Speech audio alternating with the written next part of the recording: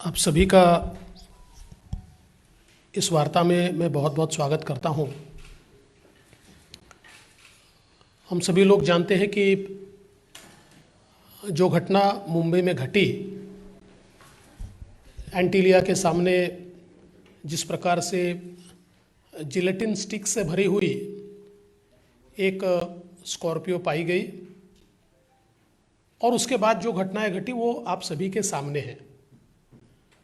जिस प्रकार से पुलिस महकमे से ही इस प्रकार की गाड़ी प्लांट की जाती है और उसके बाद की घटनाओं में इसमें की सबसे बड़ी कड़ी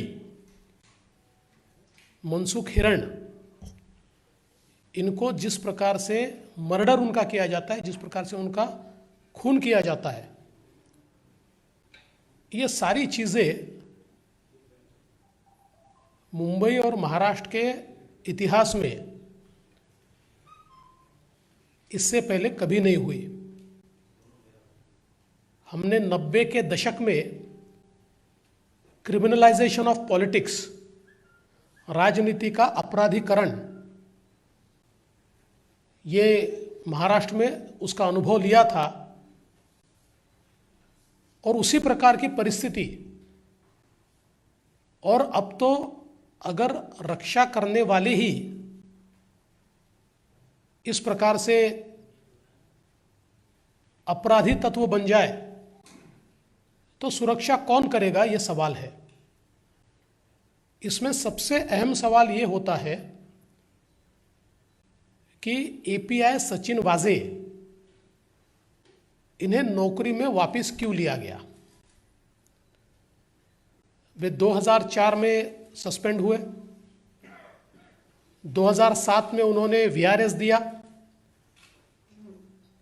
और उसके बाद उनका वीआरएस एक्सेप्ट नहीं हुआ क्योंकि उनके ऊपर इंक्वायरी चल रही थी। 2018 में जिस समय मैं मुख्यमंत्री था, उस समय शिवसेना की ओर से दबाव था कि एपीआई वाजे को फिर एक बार सरकार की सेवा में लिया जाए, पुलिस महकमे में लिया जाए। और उस समय मैंने उनका पास्ट रिकॉर्ड देखने के बाद यह तय किया कि एडवोकेट जनरल की सलाह मैं इसमें लूंगा। और मैंने एडवोकेट जनरल जी की सलाह ली। हालांकि वो कोई रिटर्न सलाह नहीं थी, लेकिन मैंने उनको फाइल दिखाई और उन्होंने मुझे साफ ये कहा कि इस मामले में हाईकोर्ट ने उनको सस्पेंड किया है, बहुत गहरी इंक्वायरी चल रही है, ऐसे समय उनको लेना ठीक नहीं होगा। और मैंने उस समय उनको नहीं लेने का फैसला किया। आप ये भी जानते हैं कि बीच में 2008 में सचिन वाजे, इन्होंने शिवसेना में प्रवेश किया। कुछ समय तक शिवसेना के प्रवक्ता के रूप में भी उन्होंने काम किया और शिवसेना के साथ बड़े गहरे रिश्ते ये सचिन वाजे के रहे। इतना ही नहीं तो जो शिवसेना के एक्टिव लोग हैं, इनके साथ बिजनेस रिलेशन भी उनके रहे, कुछ कंपनीज भी उन्होंने तैयार की। और 2020 में 19 के अंत में जब शिवसेना की सरकार, उद्धव ठाकरे जी की सरकार आई, तो फिर एक बार सचिन वाजे को वापस लाने का प्रयास शुरू हुआ। और जैसे ही मार्च में कोरोना आया तो उसके बाद कोरोना का बहाना बनाकर एक कमेटी तैयार हुई, रिव्यू कमेटी। और रिव्यू कमेटी ने बड़ा सिंपल सा उसमें लिख दिया कि चूंकि कोरोना में हमको अधिकारियों की आवश्यकता है, हमारे कई अधिकारी बीमार पड़ रहे हैं, इसलिए हम सचिन वाजे को वापस लेते हैं। इसमें इंटरेस्टिंग बात यह है कि पूरे कोरोना के काल में कोरोना के कारण अधिकारियों की आवश्यकता है, इसलिए केवल एक ही अधिकारी को या उनके साथ वाले जो 2-3 लोग थे उनको छोड़कर किसी अधिकारी को सरकार ने वापस नहीं लिया। कई ऐसे अधिकारी थे जो छोटे छोटे कारण से सस्पेंडेड थे, उनको नहीं लिया। लेकिन जो हाई कोर्ट के आदेश से सस्पेंडेड थे और यह पता होते हुए भी कि 2017 में इन्हीं सचिन वाजे के ऊपर एक्सटॉर्शन का केस लगा और एक एक्सटॉर्शन रैकेट का वसई विरार के इलाके में पर्दाफाश हुआ। उस रैकेट में इनका नाम आया, इन्होंने एंटीसिपेटरी बेल उसमें ली और उसमें बिल्कुल रिकॉर्ड पर यह आया है कि इस रैकेट में ये और इनके एक और साथी ये बड़े एक्टिवली पार्टिसिपेट करते थे। तो जब इतना खराब रिकॉर्ड इनका था, ऐसे समय इनको लिया और लेने के बाद क्या किया, तो मुंबई क्राइम ब्रांच की सबसे महत्वपूर्ण यूनिट है क्राइम इंटेलिजेंस यूनिट, और ये क्राइम इंटेलिजेंस यूनिट को हेड करता है 2 पीआई दर्जे के ऑफिसर्स। और सचिन वाजे जो एपीआई है, जैसे ही सचिन वाजे को लिया, एक रात में ये दोनों लोगों को ट्रांसफर कर दिया और पीआई की जगह एपीआई को क्राइम इंटेलिजेंस यूनिट सीआईयू का प्रमुख बनाया गया। मतलब जिनका पास्ट ऐसा था, ऐसे व्यक्ति को सीआईयू का प्रमुख यह सरकार ने बनाया। और उसके बाद आप देखिए, मुंबई में जितनी हाई प्रोफाइल केसेस हुई, जुरिस्डिक्शन किसका भी रहे, कोई भी जुरिस्डिक्शन रहा, तब भी वो केस सीआईयू के पास आती थी। किसी भी रीजन का जुरिस्डिक्शन रहे, तब भी केस सीआईयू के पास आती थी। अभी ये भी केस ये सीआईयू के पास आने का कोई कारण नहीं थी, वो रीजन के पास जानी चाहिए थी। लेकिन सारी केसेस, और विशेष रूप से फिर वो बादशाह रैपर वाली केस हो, चाहे ऋतिक रोशन वाली केस हो, ऐसे सारी केसेस ये सीआई यूनिट को ही दी जाती थी। और इनका कद, ये सीपी के बाद अगर किसी का कद मुंबई पुलिस में था तो सचिन वाजे का था, क्योंकि सीएम के ब्रीफिंग के समय भी वो नजर आते थे, गृह मंत्री के समय भी वो नजर आते थे, और शिवसेना के कुछ मंत्री हैं उनके साथ भी वो नजर आते थे। तो एक बड़ा कद उनको वहां दिया गया। और हमको तो यह बिल्कुल स्पष्ट रूप से रखता है कि एक प्रकार से वहां सीआईयू के प्रमुख के रूप में नहीं, वसूली अधिकारी के रूप में उनको बैठाया गया और बड़े पैमाने पर मुंबई में डांस बार चलाने को खुली छूट, और सबके इंचार्ज ये। और ऐसे में ये जो सारी घटना घटी, ये भी घटना इतनी भयानक है। मनसुख हिरन, इनको ये पहले से जानते थे, और ये जो गाड़ी है स्कॉर्पियो, ये स्कॉर्पियो मनसुख हिरन से इन्होंने खरीदी थी, लेकिन पेमेंट नहीं किया था। और 4 महीने तक इनके पास ये गाड़ी थी, नवंबर से लेकर तो फरवरी तक। और फिर मनसुख ने इनको कहा कि भाई आप या तो इसका पेमेंट कंप्लीट कर दीजिए या फिर गाड़ी वापस दीजिए। तो उन्होंने कहा मैं और कुछ दिन रखूंगा। उसके बाद वो गाड़ी उनके पास लाकर दी, और फिर उनसे वापस वो गाड़ी मंगाई गई। जिस दिन ये गाड़ी मुलुंड में उन्होंने वहां पर जहां पार्क की उन्होंने, उस दिन आप देखिए, ये गाड़ी में अगर ये गाड़ी चोरी होती तो कहीं ना कहीं कोई टेम्परिंग होता, कोई दरवाजा जो लॉक है उसको खोला जाता, ऐसा कुछ नहीं था। क्योंकि जानकारी के अनुसार मनसुख को यह कहा गया था कि भाई वहां पार्क करो और चाबी लाकर हमको दो, और सीधे वो चाबी ये सचिन वाजे ने ली। उनको कहा कल जाकर आप एक कंप्लेंट रजिस्टर कीजिए कि मेरी गाड़ी चोरी हुई है। और वो जब कुर्ला पुलिस स्टेशन गए तो उनकी कंप्लेंट ली नहीं जा रही थी, क्योंकि कई बार पुलिस ये कहती है कि भाई 2-3 दिन रुकिए, उसके बाद हम रजिस्टर करते हैं, एक बार हम देख लेते हैं। तो वहां पर जो आयो थे या जो वहां पर ड्यूटी ऑफिसर थे, उनको सचिन वाजे का फोन आया और उन्होंने कहा कि तुरंत अभी के अभी ये क्राइम रजिस्टर करिए और रजिस्टर होने के बाद मुझे इत्तला दीजिए। और ये इत्तला उनको देनी पड़ी। तो ये सोची समझी साजिश के तहत मनसुख हिरन को उसके बाद किसी और ने इंट्रोगेट नहीं किया। 3 दिन मनसुख हिरन को वाजे ही इंट्रोगेट कर रहे थे और उनके इंट्रोगेशन के बाद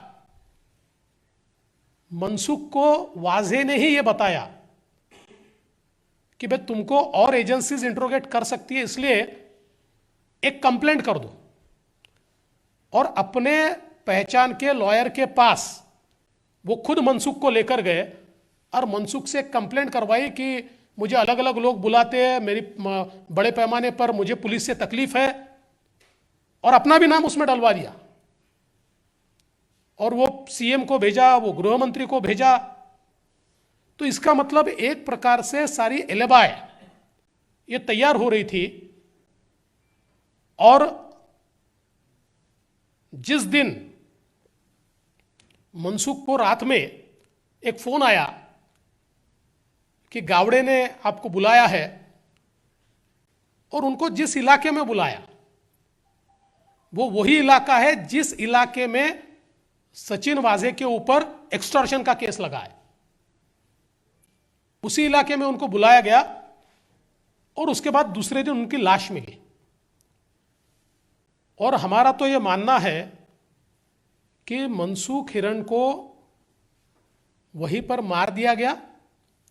मारने के बाद उनकी लाश खाड़ी में फेंकी गई। और इसमें सबसे महत्वपूर्ण बात यह है, हाई टाइड में उसको फेंकने की कोशिश हुई। अगर यह लाश हाई टाइड में फेंकी जाती तो ये वापस ही नहीं आती। तो यह होता कि मनसुख हिरेन ये पुलिस के दबाव में, या पुलिस जो बार बार पूछताछ कर रही है उससे नाराज होकर कहीं भाग गए। 2 महीने बाद ये बात ठंडी हो जाती। आधे घंटे का डिफरेंस आया उनके कैलकुलेशन में, और हाई टाइड की जगह लो टाइड आया आधे घंटे के कारण। और मनसुख हिरन इनकी जो लाश है वो वहीं पर रही, वो बहकर नहीं गई। अभी कुछ थियरीज लाने की कोशिश की जा रही है, लेकिन कुल मिलाकर अगर हम पोस्टमार्टम की रिपोर्ट को देखें तो इसमें ध्यान में आता है कि ये इतने रुमाल उनके मुंह में कैसे आए। एंटीमॉर्टेम इंजुरीज ये ऐसी जगह पर है कि जिससे बिल्कुल स्पष्ट रूप से यह दिखता है कि कहीं ना कहीं बहुत दबा के बांधा गया है। उनका दम घुटे इतना वो रुमाल और सारी चीजें बांधी गई है। और